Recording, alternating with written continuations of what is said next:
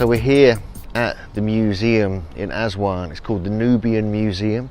Now what's interesting about this place is that behind me here we have all the stones from Nabta Playa, which is in the southern desert, almost on the Sudanese border in Nubia.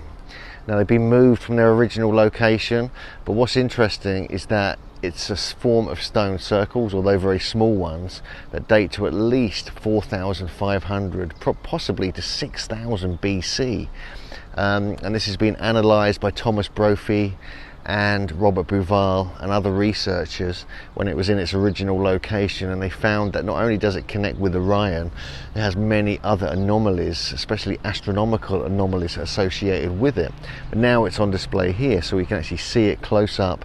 You can get right into the stones. And there's also behind me here, this is the famous cow stone. And this is one of the larger stones found at the site, whereas most of them are very small, as we'll see in the images here.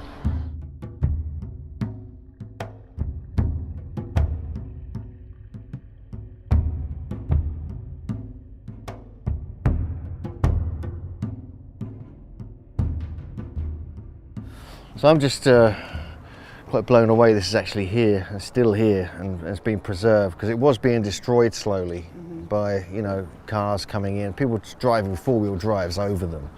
But luckily they were mapped, they were observed. The exact orientation of where each of the stones was very important, and it really is one of the earliest examples of stone circles in the world. You know, it really is. It's one of the earliest examples. I mean, obviously Göbekli Tepe is now thought to be stone circles. I feature these in my stone circles book because I think they're very important. And the only other ones anywhere near this date are obviously Göbekli Tepe.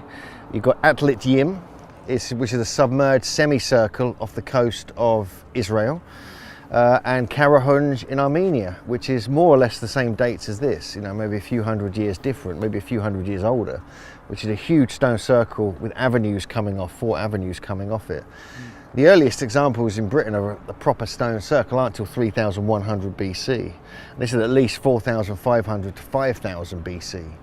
And so, you know, it's a very simple form to create, you know, megalithic structures in, but some of them are very advanced. I mean, look at Stonehenge, look at Avebury, look at Göbekli Tepe, which is 12,000 years old, nearly.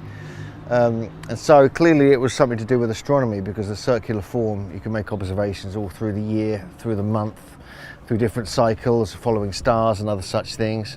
But we know they were following certain stars. We know Orion is associated with Nabta. This is one of the reasons Robert Bouval jumped on this and realised the importance of this. And since then he became, with Thomas Brophy, he became sure that it was the inspiration, maybe, for the pyramids. You know, he kind of put that theory quite strongly in his book Black Genesis. And if you've read his book, or if you go to the Megalithomania YouTube channel, we've got a couple of his lectures he did when he published that book back in 2010 at Megalithomania, and also another conference we filmed.